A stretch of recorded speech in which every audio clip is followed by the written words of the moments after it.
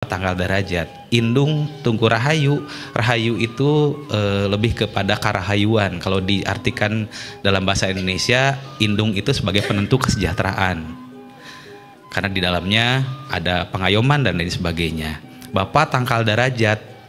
Derajat Bapak tangkal derajat, Bapak anu nangtukeun kadarajatan, kaharkatan. Nah, apa kaitannya dengan kita dalam penyelenggaraan pemerintahan di daerah? Indung itu representasinya pengelolaan belanja. Nah, kita itu representasi dari Bapak tangkal derajat. Indung anu ngandung, Bapak nu ngayuga. Ngayuga itu artinya nu nanggung jawab, yang memberikan tanggung jawab. Karena tadi Bapak itu anu ngayuga, anu memberikan tanggung jawab, maka fungsinya si Bapak mah milari kahirupan. Jadi kalau dikaitkan dengan penyelenggaraan pemerintahan di daerah, fungsi indung itu ada di Badan Pengelola Keuangan, fungsi Bapak itu ada di Badan Pendapatan Daerah atau Kefungsian Pendapatan Daerah. Nah, karena fungsi Bapak ini ada di Badan Pendapatan Daerah atau yang mencari pendapatan, rumusnya nggak ada yang lain. Rumusnya adalah harus kerja keras, karena Bapak mah tugasnya juga kerja keras mencari penghidupan. Di Sunda ada istilah suku jadi hulu, hulu jadi suku. Itu yang harus dilakukan oleh Bapak. Suku jadi hulu, hulu jadi suku. Kepala jadi kaki, kaki jadi kepala. Maknanya apa? Maknanya makna kerja keras. Jadi fungsi pendapatan mah rumusnya satu, kerja keras. Tercermin dari apa? Tercermin dari intensifikasi dan ekstensifikasi.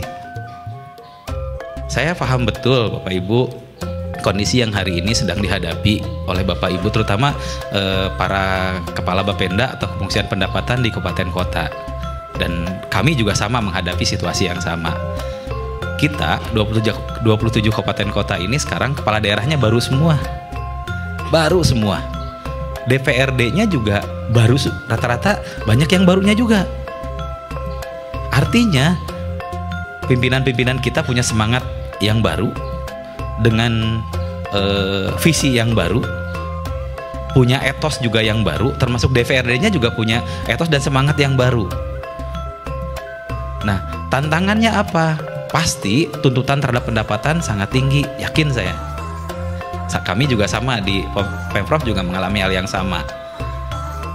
PBB-nya minta ditaikkan, BPHTP-nya minta digenjot, pajak restorannya minta digenjot. Dan semua itu tertuju muaranya ke pendapatan. Pembahasan APBD, pembahasan KUA PPA, sebelum membahas yang lain pasti yang digesek pendapatan dulu. Nah, saya juga aneh, di luaran sana banyak orang yang ingin bekerja di kefungsian pendapatan. Padahal Pak, Bu, sebetulnya bekerja di kefungsian pendapatan itu bekerja pada lingkaran wahana kerja yang tidak populis. Nya 3 ilustrasi. Yang pertama, kalau seandainya pembangunan berjalan dengan baik, jalan-jalan kebangun dengan baik, sekolah-sekolah terbangun dengan baik, pelayanan kesehatan terbangun dengan baik, sarana-sarana kesehatan terbangun dengan baik, TPP, TKD lancar. Seluruh penyelenggaraan pemerintahan di daerah berlangsung dengan baik, sangat optimal. Pertanyaannya, apakah ada yang ingat dengan kita bahwa eta teh hasil kerjana Bapenda? Enggak Pak, Bu. Pasti yang diingetnya nu ngabangunna, pasti yang diingetnya yang membelanjakannya. Itu situasi tidak populis yang pertama. Terus situasi tidak populis yang kedua, semakin kita melakukan berbagai langkah inovasi, upaya penagihan, memperketat wajib pajak diudag tapi kamana wae oge.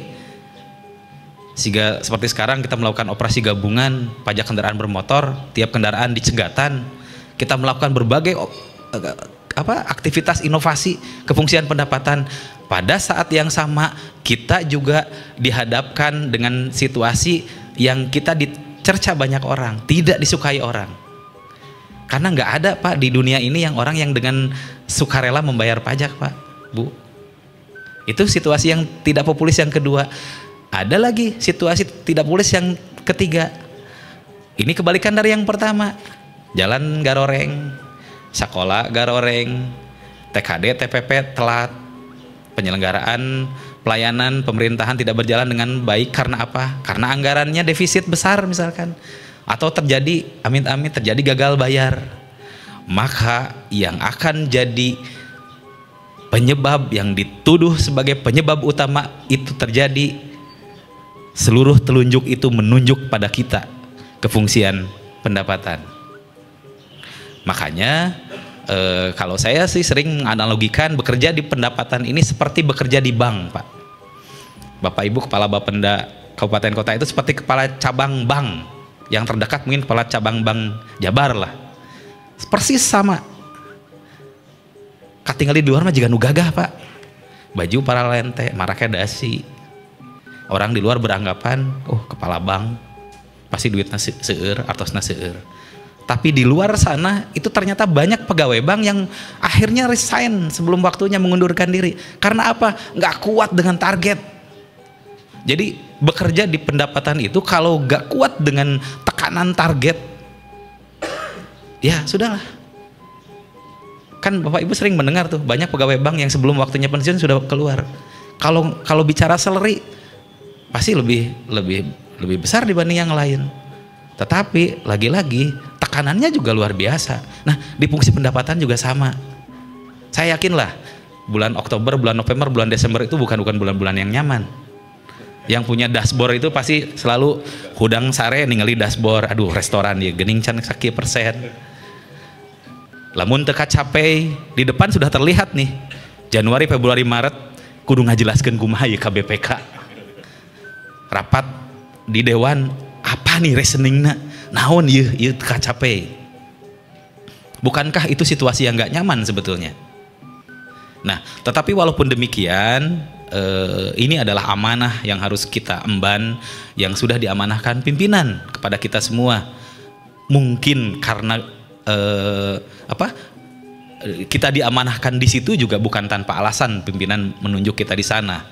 Nah, nggak ada kata lain. Kembali lagi seperti yang tadi sampaikan di awal, nggak ada lagi rumus yang lain. Suku jadi suku jadi hulu, hulu jadi suku, yaitu kerja keras. Itu sedikit ilustrasi tentang kefungsian kita di pendapatan daerah.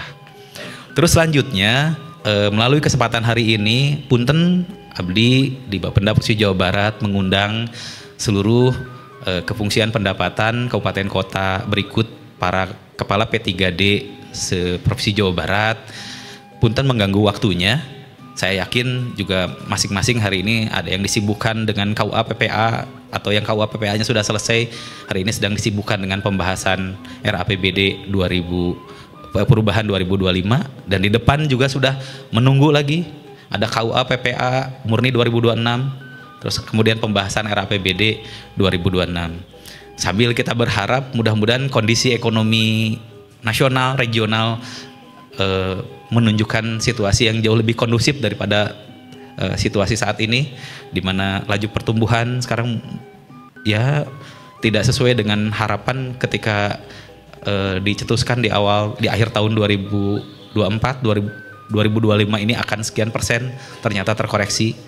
Dan mudah-mudahan 2026 sesuai dengan apa yang disampaikan hasil kesepakatan Kementerian Keuangan dengan DPR RI, bahwa laju pertumbuhan ekonomi Indonesia diproyeksikan 2026 ini tumbuh 5,2 sampai 5,8%. Dan kami di provinsi ini sudah merasakan tekanannya luar biasa di 2025. Terlihatnya dari apa? Dari pajak BBNKB, Bapak Ibu. BBNKB ini sangat mengandalkan seluruhnya pada pembelian kendaraan baru. Dan sekarang pembelian kendaraan baru ya mungkin juga karena tingkat daya beli masyarakat yang menurun, sekarang menurun luar biasa. Ya mudah-mudahan sambil berharap, kemarin saya mengutus kawan-kawan juga untuk datang ke GIAS, pameran roda 4, untuk melihat tren kecenderungan penjualan di sisa semester kedua ini akan seperti apa. Dan mudah-mudahan ada rebound, mudah-mudahan di bulan Oktober, November, Desember itu ada rebound penjualan kendaraan baru. Nah, terus selanjutnya kami juga menyampaikan ke teman-teman P3D se-Provinsi Jawa Barat bahwa situasinya perubahan 2025 ini kita harus keluar dari zona nyaman. Harus keluar dari zona nyaman karena sementara walaupun memang APBD perubahannya belum diketuk, sementara ini hasil kesepakatan sementara, belum final, masih semifinal. Itu nilainya di angka 448 miliar peningkatannya. Itu yang murni yang menjadi hak provinsi. Kalau dihitung dengan option itu di kisaran angka 750 miliar di perubahan. Bapak Ibu yang mungkin lama di Bapenda silahkan cek. Ini adalah perubahan terbesar sepanjang Bapenda Provinsi Jawa Barat ada. Saya lihat penambahan mungkin hanya di kisaran 120 miliar, 150 miliar per tahunnya. Tahun sekarang kita perubahan di 448 miliar. Makanya saya hari ini mengundang ke sini, kita berkomitmen bersama. Jadi kalau tidak nyaman bersama, jangan misalkan tekanannya itu terpusat saja kepada kepala Bapenda, tapi seluruh kawan-kawan P3D juga harus merasakan hal yang sama. Kalau harus kerja keras bersama-sama. Melalui kesempatan hari ini, nanti di akhir kita akan menandatangani fakta integritas bersama. Saya akan menyerahkan seluruhnya kepada pimpinan, kepada Pak Gubernur. Kalau memang saya pribadi di kemudian hari harus dievaluasi, saya persilahkan saya untuk dievaluasi. Begitupun sebaliknya, kawan-kawan juga sama. Jadi nanti kita akan mendatangani fakta integritas karena target 448 miliar itu akan tershare ke 34 P3D se-Jawa Barat. Tentunya didasarkan pada potensi, tentunya didasarkan pada apa yang dimiliki berkemungkinan pendapatan yang bisa diperoleh oleh masing-masing P3D di kewilayahannya masing-masing. Itu. Jadi di samping itu juga kami juga meminta untuk jenis-jenis pajak yang lain, pajak air permukaan, pajak alat berat, walaupun memang nilainya kecil, tapi coba digenjot lagi. Saya lihat di dashboard itu sudah ada yang 80%, bahkan ada P3D yang sudah 100%. Angka 100% itu bukan angka berhenti. Kalau saat ini sudah 100%, tetap harus maju dan terus dikejar lagi. Itu walaupun di kita ada beberapa jenis pajak yang sifatnya manageable kita, kayak pajak kendaraan bermotor, pajak air permukaan, pajak alat berat, itu murni manageable-nya Bapenda Provinsi. Ada beberapa pajak yang lain juga yang itu manageable instansi lain, pemerintah pusat dan kementerian, seperti pajak rokok, pajak bahan bakar kendaraan bermotor. Itu tetapi kita juga nggak bisa tinggal diam. Pajak bahan bakar kendaraan bermotor, kami sudah bersurat melalui surat Pak Gubernur meminta data realisasi yang ada di wajib pungut, karena selama ini sejak 2016 provinsi itu hanya nerima saja, tidak punya alat untuk evaluasi pembanding. Nah, kita coba nih sekarang dengan kekuatan Pak Gubernur, kita coba mintakan lagi data pembanding untuk pajak bahan bakar kendaraan bermotor, termasuk yang lain, pajak rokok dan sebagainya juga. Kita nggak bisa hanya mendasarkan pada data sekunder yang disampaikan oleh pihak eksternal. Nah, terus selanjutnya ada hal lain juga yang ini perlu mendapat support dari kabupaten kota. Mungkin pernah ada yang mendengar speak up-nya Pak Gubernur di TikTok beliau kaitan dengan bagi hasil PPh 21, 25 dan 29. Namanya juga fungsi pendapatan. Jadi bawaan nanti kudu curiga weh. Ieu teh geus sesuai teu, ieu teh sudah sesuai apa belum? Ini sudah sesuai apa acan. Nah, kaitan dengan PPh pasal 21, ini sejak 2025 penggunaan sistem perpajakan ini sudah berubah menggunakan Cortex. Menggunakan Cortex, saya sampai datang dengan Pak Kaban Bapenda Purwakarta ke KPP Pratama Purwakarta, kita telusur, ternyata memang sejak 2025 ini wajib pajak korporasi itu sudah tidak menjadi targetnya KPP Pratama Kabupaten Kota. Jadi pajak korporasi ini sudah seluruhnya langsung ke kantor pusat, ke Dirjen Pajak, langsung ke kantor pusat. Nah, di Cortex sebetulnya sudah ada kendali. Sejak 2022 NPP cabang ini sudah dihilangkan. dan mulai diterapkan di 2025, NPWP cabang itu sudah tidak ada. Penggantinya apa? Penggantinya NITKU. NITKU itu apa? NITKU itu nomor identitas tempat kegiatan usaha. Jadi perusahaan-perusahaan yang punya cabang itu punya beberapa NITKU. Ada NITKU pusatnya, kantor pusat, ada NITKU cabang. NITKU cabang itu misalkan bisa tersebar di beberapa kabupaten kota. Nah, pengisiannya saya sampai lihat cara pengisiannya. Jadi misalkan perusahaan A kantor pusatnya di Jakarta, kantor factory-nya di wilayah kita, di kabupaten kita, di Provinsi Jawa Barat. Nah, ketika pengisian PPh 21-nya itu yang pertama diisi itu adalah nama si pemotongnya, nama bendaharanya, dan itu rata-rata di kantor pusat. Nama pemotongnya, kemudian ditulis juga NITKU kantor pusatnya. Nah, di bawahnya itu dituliskan siapa yang dipotongnya, employee atau karyawannya, namanya. Kemudian dituliskan NITKU cabang di mana si karyawan itu bekerja. Itu normatifnya. Ketika itu disubmit, maka itu masuk ke kantor pusat. Nanti itu di Dirjen Perimbangan itu terbelah. Oh, ini yang menjadi haknya pusat, ini haknya provinsi, dan ini menjadi haknya kabupaten kota. Nah, itu normatifnya. Tetapi kan dimungkinkan pada prakteknya NITKU yang dipakainya cuma satu, yaitu NITKU kantor pusat. Nah, kalau lihat perbandingan, walaupun memang DKI itu tidak punya kabupaten kota, dia full firm satu Pemprov. DKI itu memperoleh bagi hasil di 2025 saja hampir 22,6 triliun. Jawa Barat itu 1,6 triliun. Jauh, Pak. 1,6 dengan 22,6 triliun. Nah, saya sudah berkomunikasi dengan PTSP Pemprov Jabar, sudah berkomunikasi juga dengan Disnaker Pemprov Jabar. Di Disnaker Pemprov itu ada Wasnaker. Justru yang ditakuti oleh perusahaan-perusahaan itu kefungsian Wasnaker. Nah, saya sedang menyusun instrumen di tingkat provinsi. Nah, nanti kita akan gerak bersama-sama. Kita akan cek satu-satu perusahaan yang ada di kabupaten kota, tentunya juga nanti melibatkan Bapak Ibu di kabupaten kota, kita melibatkan Wasnaker, kita cek satu-satu apakah penggunaan NITKU cabangnya sudah sesuai atau tidak. Nah, feeling kita bisa jadi sebetulnya yang menggunakan satu NITKU bisa jadi masih besar.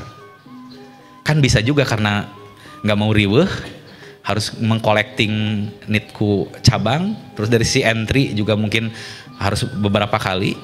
Kan bisa juga orang, ya manusiawi ya, bisa juga sudah toh buat perusahaan nggak ada ruginya kok, pajak terbayarkan. Tapi kan buat kita, buat provinsi, buat kabupaten kota kan ruginya luar biasa. Provinsi itu 7,5% ya kalau saya pembagiannya. Kabupaten kota itu di angka 8% dan angka 3% yang itu menjadi angka pemerataan. Jadi totalnya sekitar 20%-an. Nah, itu yang akan kita lakukan bersama-sama. Terus selanjutnya kaitan dengan option PKB dan BBNKB. Di option PKB dan BBNKB ini ada cost sharing. Dan hampir seluruh kabupaten kota cost sharing ini sudah termaktub dalam perdanya masing-masing.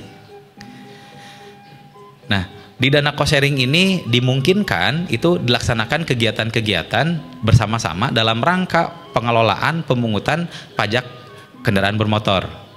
Nah, saya sudah menginstruksikan ke teman-teman di Renbang untuk membuat parameter output. Jadi biar uang nanti yang ada itu bisa menghasilkan sesuatu yang terlihat, dalam hal ini penerimaan PKB-nya. Nah, berdasarkan surat edaran dari Kemendagri, saya juga baru melihat surat edarannya di 2024 ya Pak. 2024 itu memang dimungkinkan ada dana cost sharing itu. Kemarin saya ketemu ada salah satu kabid di Kabupaten Bogor mempertanyakan tentang dasar hukum itu. Nah, walaupun surat edaran Mendagrinya sudah ada, tapi kami juga beberapa saat yang lalu sudah menyampaikan surat ke Kemendagri. Kita menyampaikan dana cost sharing di Provinsi Jawa Barat itu dipakai untuk kegiatan A, B, C, dan sebagainya. Kita minta kejelasan, minta saran apakah yang sudah kita lakukan ini sudah sesuai dengan peraturan perundang-undangan. Kita sedang menunggu suratnya biar kita tenang ke depannya. Jadi tidak ada yang nanti yang dipersalahkan. Walaupun memang secara surat edaran kita sudah ada surat edarannya, tapi biar lebih afdol lagi kami sudah menyampaikan surat ke Kemendagri untuk meminta saran kaitan dengan apa yang sudah dilakukan di lingkup Pemprov beserta kabupaten kota seluruh Jawa Barat. Dan ini di Jawa Barat bisa jadi mungkin pionir Pak Ses. Saya bicara dengan di Dirjen Bina Keuangan Daerah, yang lain itu masih mencari bentuk. Kita ini sudah bentuknya sudah mulai terlihat. Nah, ke depan ini sebagai gambaran, saya sengaja dari mulai hari Senin sampai dengan kemarin Kamis ikut operasi gabungan, Pak. Harusnya sekarang di Kabupaten Bandung Barat, tapi kita ada acara ini. Saya hari Senin di Kabupaten Bogor di Sentul, hari Selasa saya di Purwakarta, hari Rabu itu di Kabupaten Cirebon, hari Kamis kemarin di Kabupaten Garut. Nah, alhamdulillah operasi gabungan di kita itu mendapat dukungan dari mitra kepolisian dan Kakor Lantas RI pada satu kesempatan sudah menyampaikan ucapan terima kasih dan mempertanyakan justru kenapa pemprov lain di Indonesia tidak bisa melaksanakan seperti yang dilakukan di Jawa Barat. Ada kohesivitas bersama antar pengelola pajak kendaraan, pihak di Lantas, pihak Bapenda Provinsi, pihak jasa harja, termasuk sekarang ada pelibatan kabupaten kota. Nah, Pak Korlantas mengapresiasi apa yang sudah dilakukan oleh Pemprov Jabar. Tentunya hal ini harus kita tangkap. Situasi seperti ini harus kita tangkap karena saya melihat kalau tidak ada operasi gabungan agak susah kita untuk, mohon maaf, untuk bukan menakut-nakuti ya, mendorong masyarakat untuk membayar kewajiban pajak kendaraan bermotor. Saya justru terpikir ke depan kegiatan seperti ini harus kita masifkan. Saya sudah menyuruh ke teman-teman kalau seandainya itu dilakukan 2 minggu sekali, itu butuh budget berapa? Kalau seandainya itu dilakukan tiap sebulan sekali, itu butuh budget berapa? Nanti dihitung mana yang menjadi kewajibannya provinsi, mana yang menjadi kewajibannya kabupaten kota. Seluruh bulan dalam tahun itu penuh. Kalau sekarang kan kita Opsgab mulai gerak di bulan Juli, Agustus, September, mungkin sampai Desember. Nanti di 2026 saya inginnya dari Januari sampai Desember itu penuh. Ini saya juga harus menerjemahkan apa yang disampaikan Pak Gubernur. Pak Gubernur pernah menyampaikan di media sosial beliau bahwa ruang pengampunan pemutihan sudah dibuka. Bahkan sekarang diperlebar lagi sampai dengan 30 September. Menurut beliau, nanti para penunggak pajak kendaraan itu temenang dari nincak jalan raya. Kan ini harus diterjemahkan. Nggak mungkin kita masang portal atau tiap hari kurang di cegatan hiji-hiji, kan susah juga. Nah, melalui kegiatan Opsgab ini secara periodik, Opsgab yang sporadik tempatnya bisa pindah kemana-mana. Yang terpenting adalah yang penunggak itu tidak nyaman. Kan ketidaknyaman itu memang sekarang juga sudah mulai nih. Kita ada WA Blast, tiba-tiba muncul WA Blast dengan video Pak Gubernur yang menagih, itu kan bentuk ketidaknyamanan juga. Atau melalui SMS Center, atau melalui surat penagihan, atau melalui operasi khusus yang didatangi ke rumahnya masing-masing, atau tadi melalui operasi gabungan. Itu kan bentuk membuat ketidaknyamanan untuk para penunggak pajak. Nah, itu rencana 2026. Nanti kita buat des biar puguh nanti yang dilaksanakan Opsgab yang atas pembiayaan Bapenda Provinsi itu di bulan apa, di hari apa, yang itu menjadi cost sharingnya kabupaten kota itu di bulan apa. Biar full nanti dari Januari sampai Desember itu Opsgab ini dilakukan. Nah, saya sudah berhitung kasar kalau 2 minggu sekali itu ya butuh angka 40, sekian miliar. Dan sebetulnya mungkin kalau lihat nilai besaran seprovinsi itu, nilai cost sharing itu di angka 106 miliar. Angka 40, 100 kan hanya sekitar 40%-nya, dan itu mungkin. Di samping memang kegiatan-kegiatan yang lain kayak penelusuran KTMDU. Saya awalnya menganggap sepele penelusuran, ternyata setelah lihat data itu luar biasa ternyata. Saya sempat ngobrol dengan salah satu penelusur, saya tanya, sebulan ini dapat berapa?